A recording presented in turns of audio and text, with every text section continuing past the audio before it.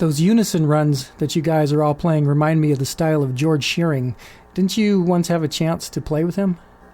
Oh, George was a terrific guy. He had a great sense of humor too. He'd come in to listen to the jazz that we play. I played with the Page Cavanaugh group. It was a couple of trombones and a sax, and drums and bass and guitar. I played guitar, and then Page played some really nice jazz on piano, and he sang. And he was a joy to work for. And it was at a club called Blue Angel West, and it was in Studio City. Rita Hayworth used to come in. Mary Yorty used to come in. George Shearing used to come in, and he asked me to go on the road with him. Wow. And I sure wanted to do it, but I was stuck doing the studio work then, so I had to turn him down. And I'm sorry that I had to, but but I did travel with the big band in the 50s, and I just didn't want to leave my kids either. Sure. The money is not as good as the studio, but gee, to play with George Shearing, that was something I had to turn down, and I felt badly about that. He's always been one of my favorite piano players. Oh, he's so great, just so great, and the feeling that he has. He's had a lady that played vibes with him too. Very fine vibes gal. Yeah, getting back to Thumbs Up, I'm just curious why you guys decided not to use a drummer on the project. Well, I don't know. We just couldn't find anybody. The minute that you start to add people to your group, then the group gets too expensive too. Yeah. So the three of us together kind of did it. But I missed having a drummer. Now the next thing we'd have had was a drummer and a keyboard, and it would have been a great group. But try to book a 5-piece group in anywhere. It's really difficult. Well, I actually kind of like the fact that there's no drums because it makes it a lot easier to hear everything you're playing. Well, as a bass player, though, there's a lot of work, though, to keep that beat going. Though. Yeah, you're the timekeeper. There's a lot more of it's a lot of work without drums. Mm-hmm. I think it's interesting that you started out as a jazz guitarist, then emerged from the studio as a jazz bassist. Isn't that funny? Yeah. Well, things happen. Now, if I was to compile a list of the most influential bass players in history, or the most respected, or certainly the most recorded, you'd be right at the top. But if it was a list of the most famous bass players, then probably not. So what's it been like to be involved with so much wildly famous music without really becoming wildly famous yourself? Well, studio players back then, in fact, it's the same now too. You're not known. You're playing in the background all the time, and I think back in the '60s, because it was a racial thing too. You had blacks and whites working together at a time when there was literally a war in our country. Racial strife and all that stuff. Yeah. So I think if the record companies had told the kids who were buying the records that their favorite groups did not cut their own records, that it was people as old as their parents that were doing it, I don't think that those things would have sold like that. That's probably true. I think that they had to do what they had to do, and we went along with it. It didn't matter to us. We got paid well, and the respect was high, and all that stuff.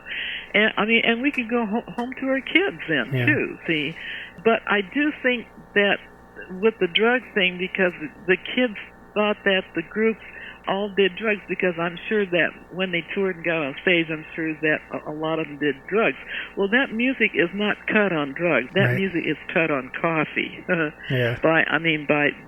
us, and so I think that had the truth gotten out a little bit earlier, I think it would have saved a lot of kids from getting into drugs, because a lot of kids want to get into drugs because they think that the musicians are into drugs. Right. We used to think that drugs were stupid back in the 50s. We knew why some of the gang in the jazz world did drugs, and they didn't live very long. But then it became hip in the 60s to do drugs and get naked and go do sex and all that kind of stuff. Well, that's fine, but do it in the privacy of your home. Jeez, right. Come on.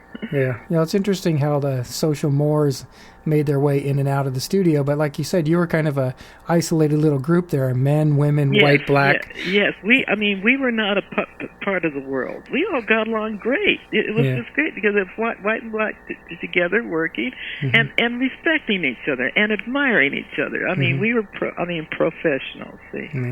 Oh, yeah. It's too bad that the public didn't know about that. Right. Well, I'd like to finish up by talking about a subject that I know has always been very important to you, which is music education. In 1969, you published your first instructional book called How to Play Electric Bass, which was groundbreaking not only for its musical content, but also for its title. Could you explain the significance and impact of that title? Well, the electric bass back then was known as the Fender bass. I mean, Quincy Jones still calls it the Fender bass. The first fellow who played bass in the studios in the late 50s was Ray Pullman, and then Rennie Hall, and then Arthur Wright, and they were all guitar players, that picked up the bass and started playing it, mostly with the pick. And so the Fender P bass was the bass that everybody uses, so they used to call it the Fender bass, and it was called that in the Union book, too. Mm-hmm. But then I thought, when I wrote my book, I was trying to figure out what to name it, and I thought, no, I just can't call it the Fender bass, because somebody's going to make a real nice bass someday, and it's not going to be Fender bass, know. And so I decided to call it the electric bass, because you were calling the string bass the acoustic bass, and so this is the electric bass.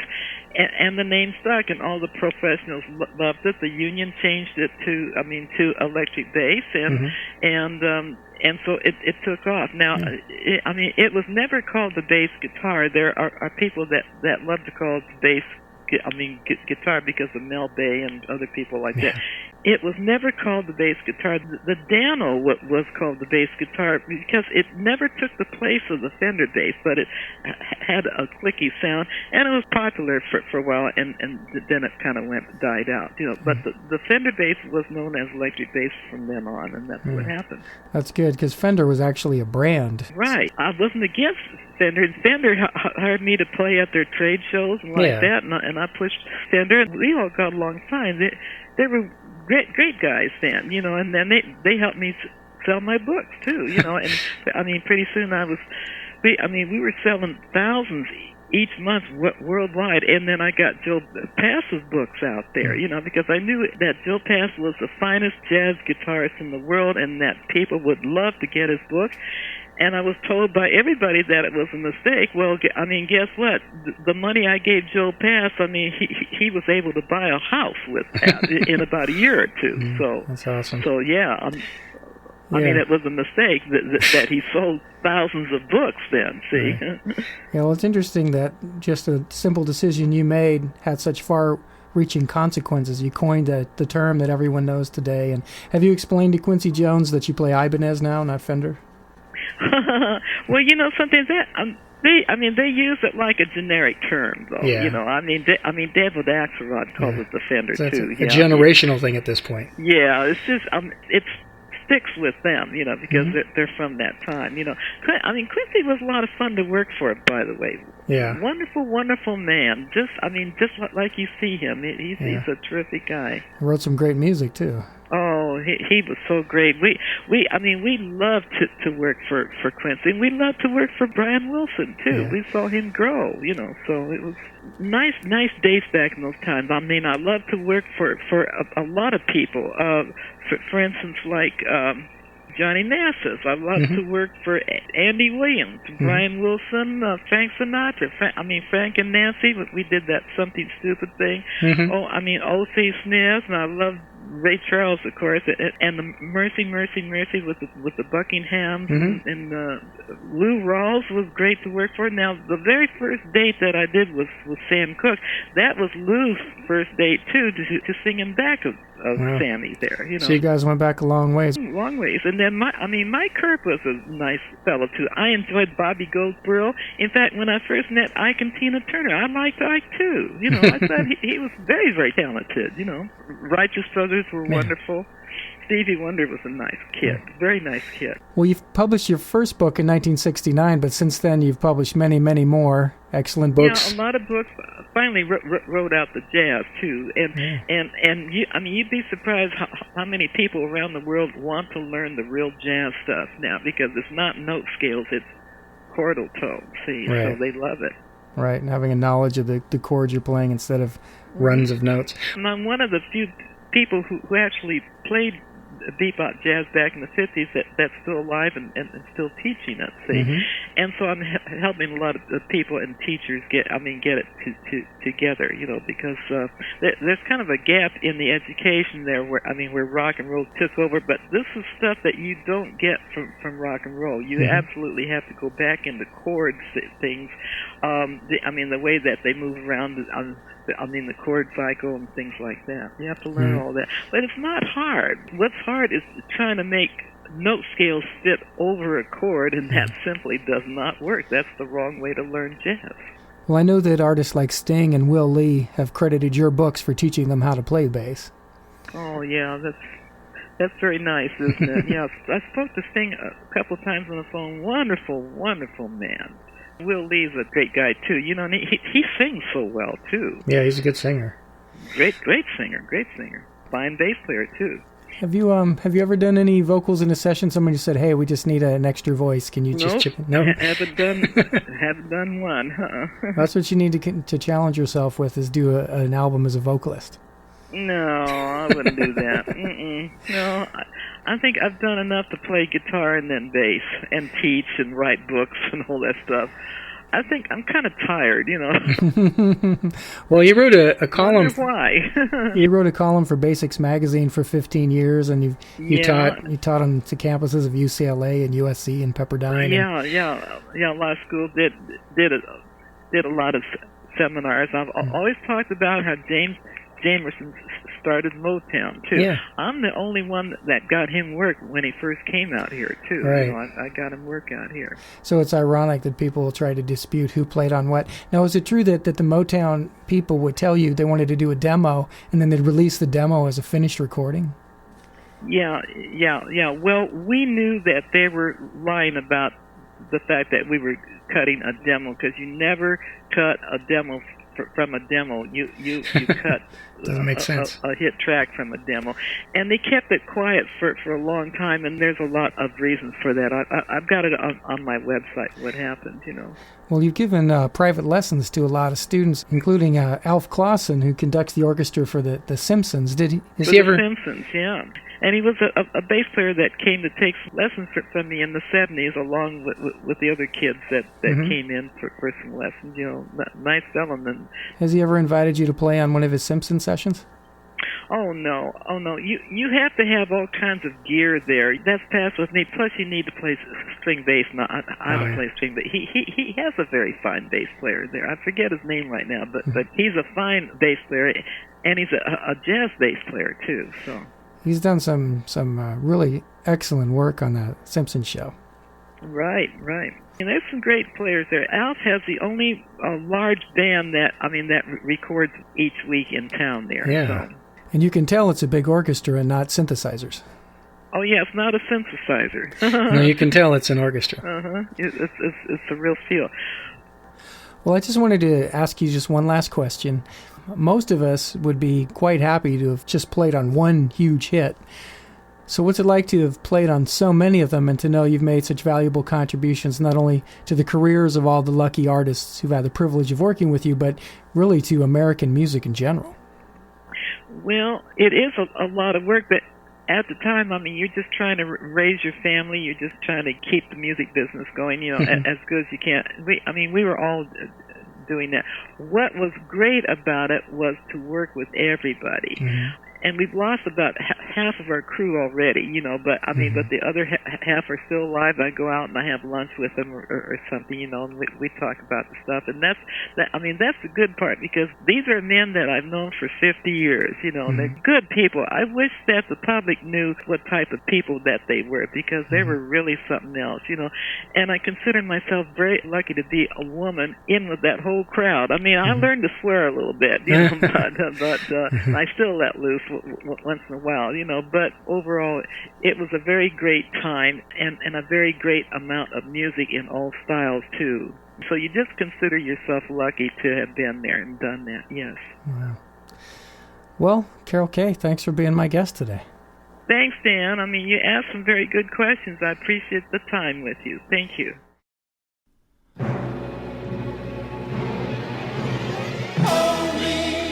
Hold me, never let me go until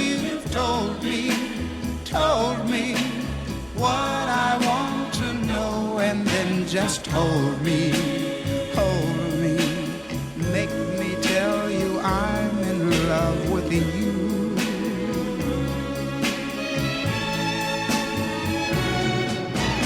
Thrill me, walk me down the lane where shadows will be, hiding love is just the same as will be. When you make me tell you I love you. Let me tell you about the birds and the bees and the flowers and the trees and the moon up above and a thing called love. Let me tell you about the stars in the sky and a girl and a guy and the way they could kiss on a night like this. Who wants to buy this diamond ring? She took it off her finger now, it doesn't mean a thing. This diamond ring doesn't shine for me anymore, and this diamond ring doesn't mean what it did before. So if you've got someone whose love is true, let it shine for you. I'm in with the in crowd. I go where the in crowd goes. I'm in with the in crowd, and I know what the in crowd knows. Any time of the year, don't you hear? Dressing fine, making time. We breeze up and down the street. We get respect from the people we meet. They make way day or night. They know the in crowd is out of sight.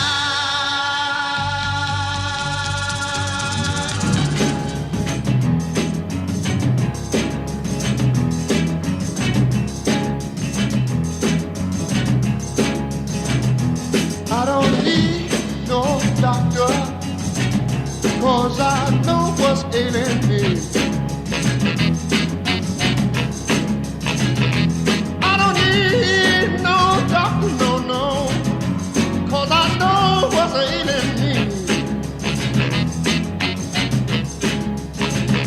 I've been too long away from a baby. I'm coming down with a misery. I don't need no doctor. I don't need no I don't doctor. need no doctor.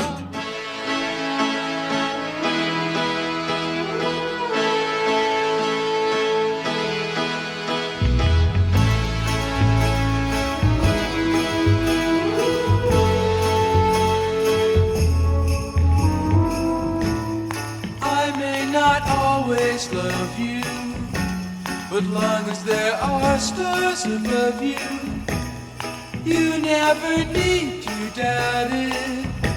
I'll make you so sure about it. God only knows what I'd be without you. If you should ever leave me, though life would still go on, believe me, the world could show nothing to me. So what good would living do me? God only knows what I'd be without you.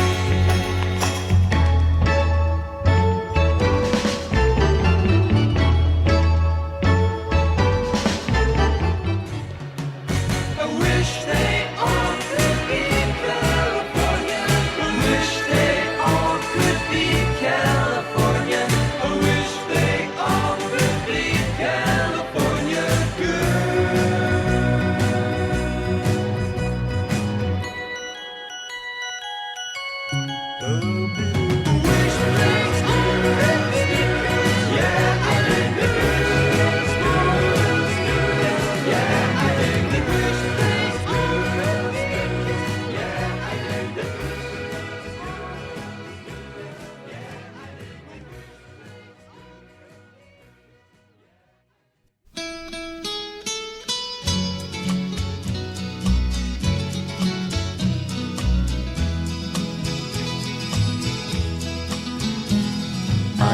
why stand in line until you think you have the time to spend an evening with me? And if we go someplace to dance, I know that there's a chance you won't be leaving with me. Then afterwards we drop into a quiet little place and have a drink or two. And then I go and spoil it all by saying something stupid like I love you. All I gotta say,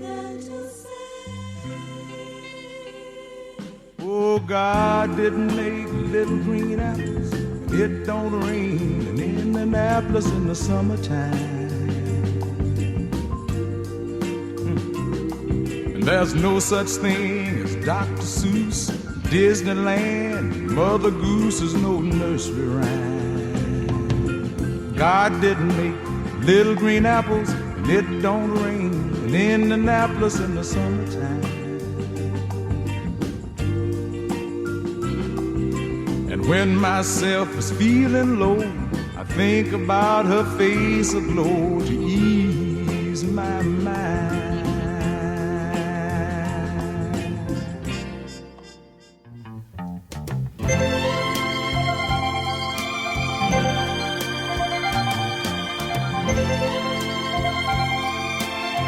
I am a lineman for the county, and I drive the main road, searching in the sun for another overload. I hear you singing in the wire, I can hear you through the whine, and the Wichita lineman is still on the line.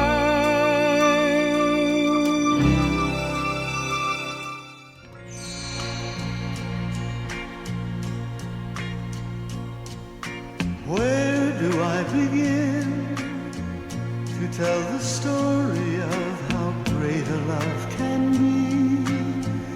The sweet love story that is older than the sea. The simple truth about the love she brings to me. Where do I start?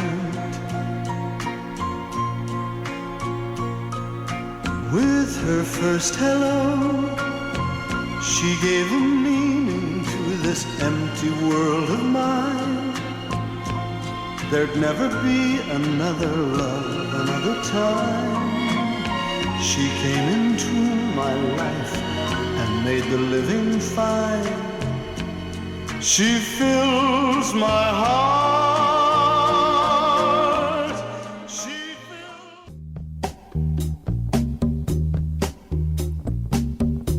You know, there was a time when if someone told you to do something, you did it. Bam, right on, no questions asked. It was yes sir and yes ma'am. You never said no, you know? But you know, things are changing nowadays. It's a new day, babies. Folks want to take their own lives into their hands and make their own choices. No longer do they want to go along with the program because everybody says right. You know what I mean? Let me tell you what I'm talking about. You see, because I don't want no go watch for working 50 years from 9 to 5. Oh, while the boss is guzzling champagne and I'm melting beer in some dive. Cause I want to be happy and free, living and loving for me. I want to be happy and free, living and loving for me like a natural man. Like a natural man. A natural man. Like a natural man.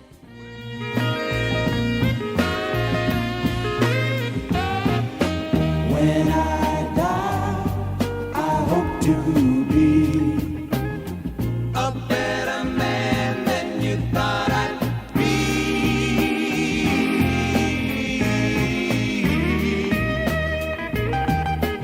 It's been hard to make you see what kind of man I'm trying to be.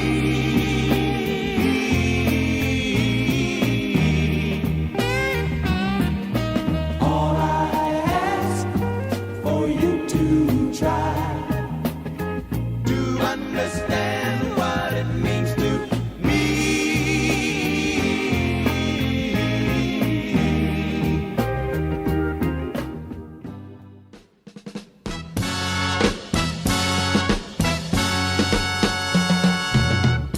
My baby, she made out of love, like one of those bunnies out of the Playboy Club. But she got something much greater than gold. Crazy about that girl, how she got so much soul. I said she got the kind of loving, kissing and a hugging. Sure is metal, glad that I'm a fella, and I know that she knocks me off my feet. Have mercy on me, 'cause she knocks me off my feet. There is no girl in the whole world that can love me like you do. Yeah, oh my baby, when she walks by, all the fellas go, and I know why. It's simply 'cause that girl, she looks so fine. And if she ever leave me, I will lose my mind. She got the kind of loving, kissing and a hugging. Sure is metal, glad that I'm a fella, and I know that she knocks me off my feet. Have mercy on me, 'cause she knocks me off my feet. Hey. There is no girl in the whole world that can love me like you do. Yeah. Everybody in the neighborhood will testify that my girl, she looks so good now. Yeah, she's so fine. She gives eyesight to the blind. Yeah. If she ever leave me, I will lose my mind. She got the kind of loving, kissing and a hugging. Sure is metal, glad that I'm a fella, and I know that she knocks me off my feet. Have mercy on me, 'cause she knocks me off my feet. There is no girl in the whole world that can love me like you do, baby. Yeah. You